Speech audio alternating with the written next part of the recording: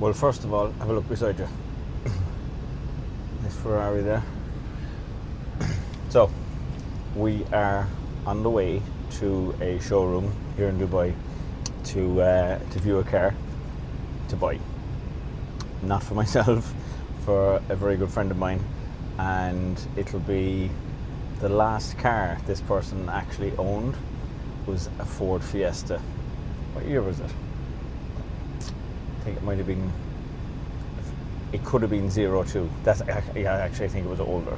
So, if a Fiesta was his last car, this car is a little step up from it. To be fair, a little step up. But you'll see. Right, let's go and pick him up. For a man with a briefcase full of cash. Full of cash. How you doing, brother? Christopher, what is going on? We'll find out soon enough. I've been explaining to the viewers that your last car has 98. It was 98. Was I said it was 02? Okay, No, could have been. Okay, so but your last car was a Fiesta, so A banger. we're going for a step up from that. So the car that I had before that. Hang on, I need to mic you up. Do you need another one as well? So the car that I had before that was a Peugeot 306, and that's how we met. Because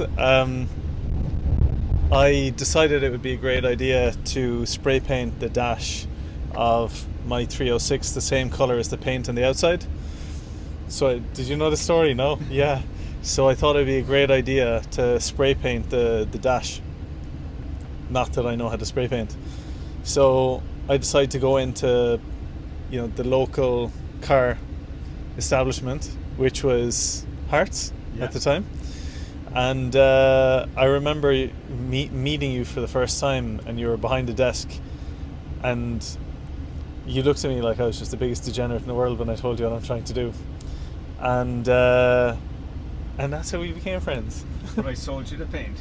Of course, you tell me anything. You sold me the paint, I went away and I did it, and when I got cold, and I even spray painted the air ducts? What are these called? Yeah. Vents. I spray painted the vents, and obviously when it was cold and I'm turning up the heat, they'd start melting away. so I kept redoing it. But anyway, yeah, that's how we met. Just got to the car sales place. It's a nice Maybach there. So the car we're coming to see isn't here yet, but let's go into the showroom and have a look at some of the machinery that's in here. So it's a pretty cool colour.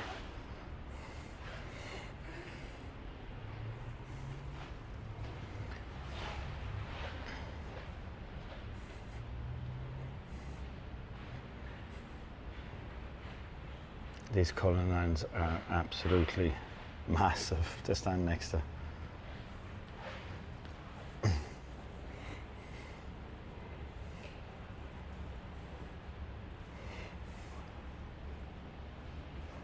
Oh, thank you very much.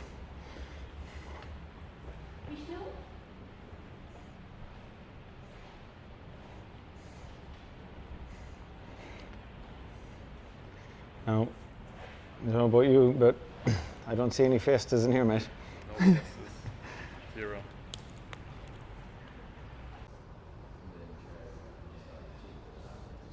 Now, what have we got here? Look at it. What a machine. Isn't it? It's not a Ford Fiesta anyway, that's for sure.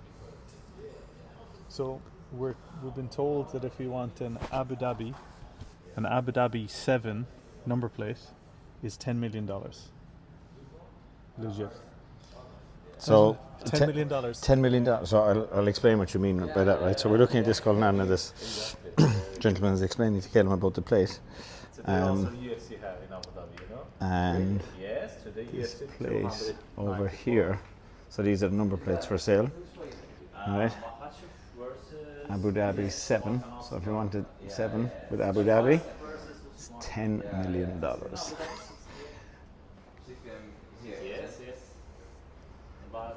So a lot of these machines the plate is actually worth more than the vehicle.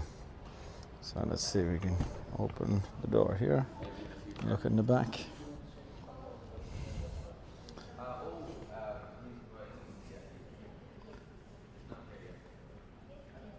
So let's see, very cool. So we're looking at a 2014 Rolls Royce Wraith, and it's, for those of you that aren't familiar with Gulf spec cars normally are, they have a, let's just call it a flamboyant look about them. And this stripe will give you an indication of the flamboyant look, and the emblem there will give you an idea as well. So it's teal. So teal is the look that they've gone for with this one. Suicide doors in the front, teal interior here, and teal roof. So teal is the look that they've gone for. And we've just been looking at various different things. We've taken it for a drive. We've had a look. I've identified a few faults on it, and we're going to see. But I just want to show you something. This Rolls Royce were renowned for this. Now, you wouldn't really need it in this country, but in here, if you have a look here, you can see that. And press the button. Is it this one up? There you go. Umbrella. Oh, you'd need it to keep the sun off you here, but it's a V12, so there's no shortage of power, that's for sure. So we've left Chris, and we're going to go back over and see him later on tonight and talk to him and see what he thinks. I've given my feedback on what I think about the car and things that I think that need fixing on it. A lot of small cosmetic stuff that you probably, the camera wouldn't really pick up. A lot of like so-called shopping trolley dents, on each panel. So nothing a good dent doctor wouldn't fix. And I'm just surprised as well that the car was actually dirty. It's quite dirty. The seats were quite dirty. A lot of brake dust on the wheels. So what happens in a lot of these garages out here, or car sales places, is the car will go up online, and the seller will go to the garage and say, look, I'm looking to sell the car. And they'll say, okay, cool, bring it in, we'll get pictures of it. Now, that car was bought by a guy only 2 months ago, and I think that the pictures that they used to put it up online were the original pictures that they had for the car when this guy bought it. Now, it's not alarming, or it's not unheard of for people to only own a car for that length of time here in Dubai, or any of the Emirates really. The reason is people have just too much money and they get sick of things. So it was bought, probably an impulse buy. He wants to sell it or free up some money again. Whatever the case is, I don't know. I would say it was probably an impulse buy because I don't think the car's been washed in the last 2 months, given the brake dust that was on the car, and given the way how dirty it is inside and stuff like that. So it doesn't strike me as the type of, it doesn't strike me as a car that is ready for sale, meaning that the seller went, oh, someone really wants to look at my car, I want to hoover it, I want to make sure it's clean, I want to make sure it's polished, all of the things that any of the rest of us would do. We'd make sure that the car, cosmetically at least, was was ready for sale, and this one wasn't, which turns me off straight away. But look, we need to look past that too and look at it from why Chris wants it. So we're gonna call over to Chris later on tonight. And we're back in the dealership. So we've been away. We've had a think about the car, and the car is currently en route back to the showroom after going for its RTA. Now, the RTA is the like an equivalent to an MOT or an NCT in Ireland or whatever. So once it passes that, and we've ironed out a few details, then hopefully we can put a deal together and drive the car away. Okay, so we've had a look over the car again. Some of the issues that we saw the last day on it have been rectified, and it's in much better order than it was. To buy a car here in Dubai, it has to go through a, like as I was saying, the equivalent of a NCT or whatever, and it's just failed on 2 front tires. Now the tires are absolutely perfect, but there must be some wear or something on the inside. Now the car the last day was filthy, the inside was filthy, and the stripe was lifting and a few more things, so they fixed all of those. Okay, and one of the requests that I had was under the bonnet was filthy. Now this is, I mean, like, this really means nothing, but at the same time it wasn't done, and that to me is bloody annoying. It's just dust, right? I mean, like, you know, a detailer will clean it, and you know, like if you're selling a car, you want everything that the eye can see to be clean, right? So, and especially as I raised this as a concern the last day, this isn't a problem, like, but you get my point. And we've got, look, you know, we've got bits and pieces here, so annoying. Otherwise than that, let's have a look over it again. The leather inside was absolutely filthy the last day. It's much cleaner now, which is good. So they've done a good clean on that. It's got the Starlight roof in it, and you won't be able to see that in the daylight here. That could do with another deep clean, to be fair to it, but again, it is much cleaner than it was. Suicide doors, so they're pretty cool. And then we have, let's have a look at the boot. That's automatic, goes up itself. It's cool. And so, that's a lot. How many Fiestas is that? That's a Fiesta. That's probably what my old car is worth right now, I would say. Yeah. That's about £250. So I would say that is probably what my old car is worth at best now. So yeah, it's strange. You know what's actually strange is, because obviously I'm new enough to Dubai. Because I am new enough to Dubai, if this was in euros or dollars, it would probably look different. Like, because I think when you're in Dubai, you just become normalized to stuff. What I've always done, which is maybe a little bit weird, but when it comes to when I started making money first, one of the first things that I used to equate money to was food. Maybe that's a poor mindset, no doubt, I would say it is. But when I started making money first, or selling programs online, my treat on the weekend was a Domino's pizza, full meal deal. So every time I would make a sale, I would go, oh, that's like 4 Domino's pizza meal deals. So when I look at this now, I'm not looking at Domino's pizza meal deals. I'm looking, okay, that's a beautiful meal for 2 in a beautiful restaurant in Dubai. And I would say for 1,000 dirhams, you could probably get a really, really nice, a beautiful meal for 2 people. And there's 400 or 500 of them here. So that's, when you equate, I think the reason why I do that now also is because, I equate money to experience now.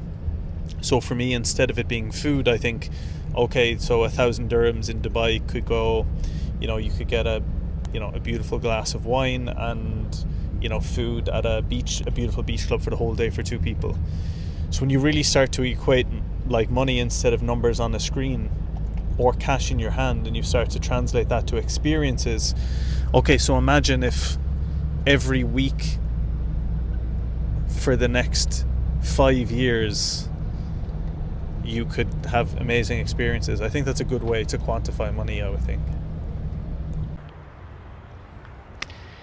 It's dark, the day is over, the day is gone, but it's been productive. We've had highs and lows. We've had bucket loads of cash. We've had no money at one stage. We've had no insurance at one stage, and now we have everything. Well, we've no cash, but we have a Rolls Royce. Christopher, congratulations. Well done. It's been a long time. It's been a long time. It's not a Fiesta anymore. It's not a Fiesta, and I think the most poignant thing to note here that it's got 69 on the plate. Did you request that? I actually did going in, but he kind of laughed and joked, and he said "Inshallah," which means if God wishes it. I think it might be haram, but anyway. I think. Yeah. So let's. Well, I guess. Let's enjoy the spin home. Well, would you believe that we're back in Chris's building, Chris's car park. Lights are coming on and off there, sensors there. Anyway, he's lived here over 2 years, 2.5 years, I think. Could be wrong on that, but he's owned 2 parking spaces in this building, and they've just been empty with 2 years.